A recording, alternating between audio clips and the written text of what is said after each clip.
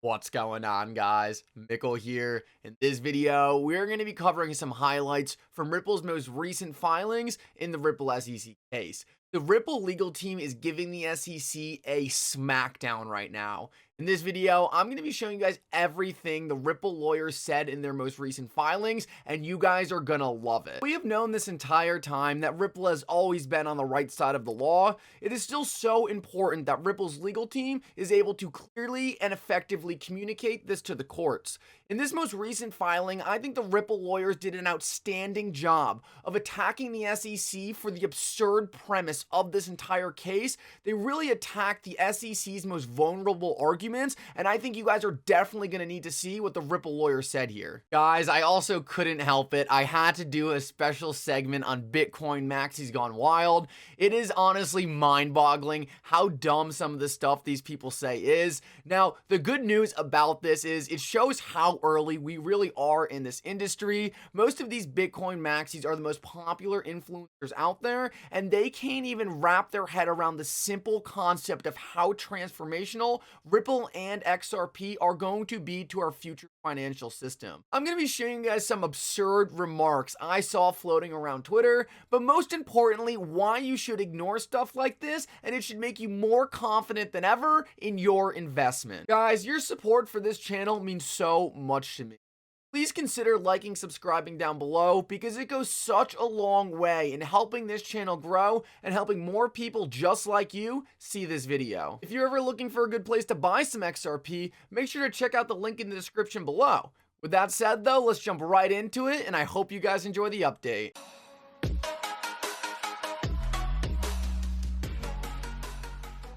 Alrighty guys, let's start this off with some absurd things coming out of the Bitcoin Maxi community. I want to point out though that I also have a really cool tweet at the end of this video that points out all the upcoming dates in the Ripple SEC case, so definitely stick around for that. Let's start right here though, and this first tweet actually blew my mind. I could not believe I had not seen this before. It is so rare for me to find something like this that I've never seen before. I study XRP very closely, so this was pretty shocking when I first saw it. This is out of Not Your Average Joe, and this is actually a picture of a tweet from Jesse Powell, the CEO of Kraken, who was responding to Brian Lockhart and said, "Except that time in 2018 when XRP market cap surpassed Bitcoin." I didn't even know this ever happened. And if we zoom in, we can take a look and see that it in fact did happen. XRP, which of course on CoinMarketCap at the time was called Ripple because apparently that's really hard to wrap their head around. Anyway, XRP at the time in 2018 was trading at $2.46. This actually put it at a market cap higher than Bitcoin when Bitcoin was trading at $14,000. Now, this is super interesting because this is something that is definitely purposely not talked about. Bitcoin community does not want people to think it's possible for any cryptocurrency to surpass Bitcoin's market cap, and especially not XRP.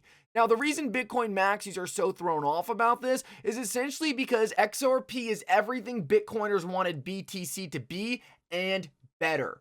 This is the fact Bitcoiners cannot live with. Bitcoin was designed to be a peer-to-peer payment system to replace fiat currency. And while Bitcoin was an excellent prototype, it was game-changing. It solved so many things that were fundamentally impossible to do prior to Bitcoin being created. But at the end of the day, Bitcoin fundamentally does not have the technology stack to allow it to achieve its full intended use case. Its slow transaction speed, its high energy cost, these are all things that are going to prevent it from really reaching its true potential.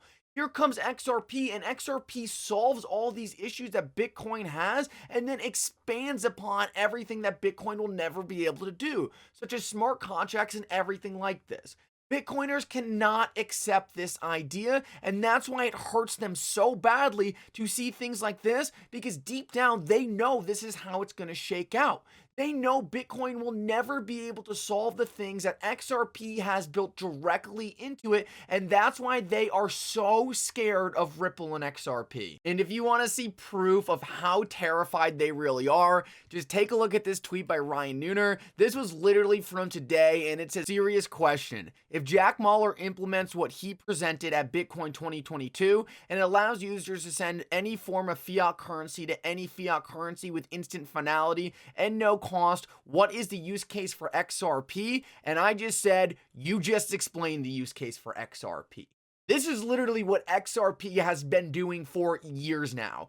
This was Ripple's product, and all Jack Mallers and the Lightning Network did was trying to copy everything XRP is doing. They are copying Ripple and XRP because they know Ripple and XRP is the better product. They know Bitcoin in its current form cannot scale to what they want it to be. So what are they doing? They are abandoning all their core beliefs, putting all their bets on the Lightning Network, which is a centralized platform that hardly even works, and then they go out and attack Ripple and XRP to promote their own broken Bitcoin Lightning Network.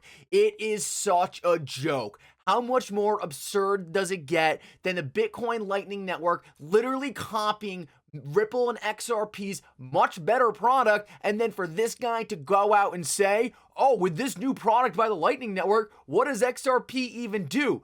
It is insanely absurd, and you can see the fear in these Bitcoin maxis' eyes as XRP and Ripple continue to dominate the payment sector. The good news about this, though, is XRP and Ripple will always have the better product, and the fact that these people haven't realized it just shows how early we are and how much price potential there is when all these normies wake up to XRP. Trust me, guys, they will, and when they do, they will act like it was the most obvious investment of all time. Remember the people who were telling you about XRP before the masses were talking about it, because those are the people you want to stay close to. Now, guys, I quickly want to go over some of the new statements made by Ripple in the SEC case. I thought some of these statements were outstanding, and they took some serious shots at the SEC. You guys are definitely going to want to see this. If we take a look at this first document, this goes to show how insane this case the SEC brought really is. This is by Ripple's lawyers. The lack of fair notice to market participants and observers, including but not limited to Ripple and Mr. Garlinghouse, was further exacerbated when on June 18th, plaintiff's then Director of Corporate Finance, Bill Hinman, told virtual currency purchasers that the agency did not consider the virtual currencies Bitcoin and Ethereum to be securities and would put aside the fundraising that accompanied the creation of Ether and look instead at present state of Ether.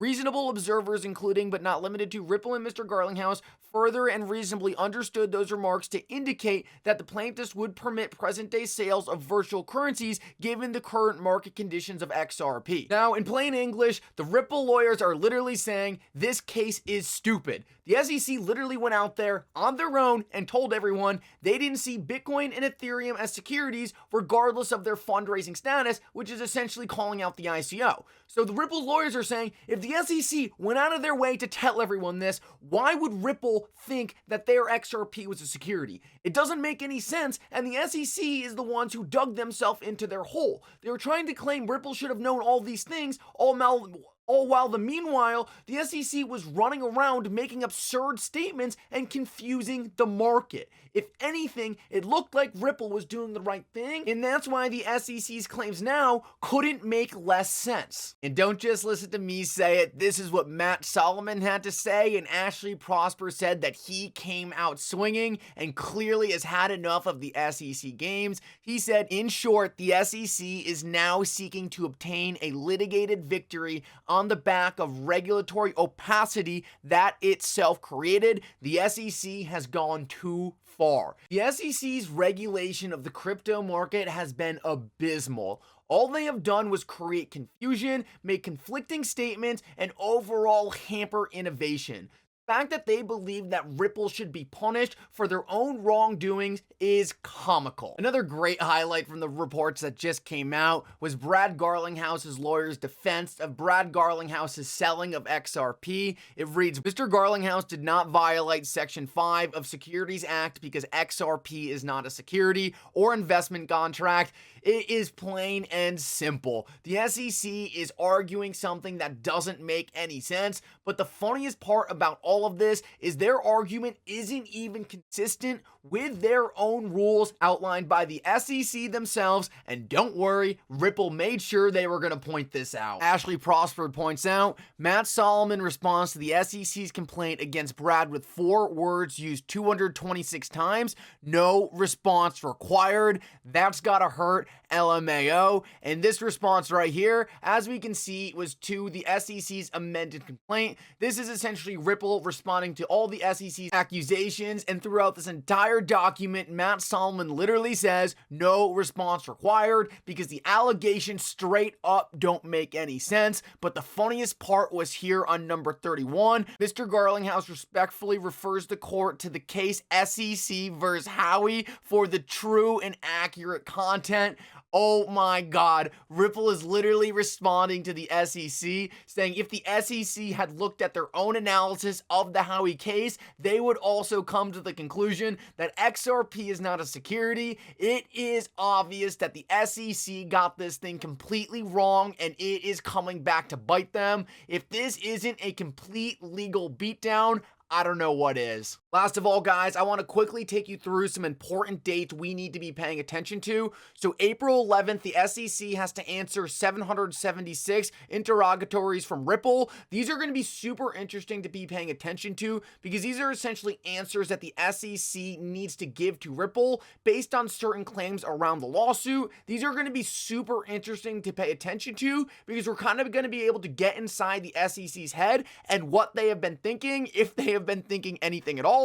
April 15th, parties file a joint letter regarding additional discovery. I think this is kind of a nothing burger because this only has to do with Brad Garlinghouse and Chris Larson. And if we know that if XRP is just completely declared not a security, this entire lawsuit against Brad and Chris will probably go away. So this April 15th one isn't as big, but April 22nd, parties to file proposed schedule for summary judgment. This is huge because this essentially gives us a cap on when we should be expecting this case to end. April 22nd should provide us with a lot of details on how much longer this thing is going to go.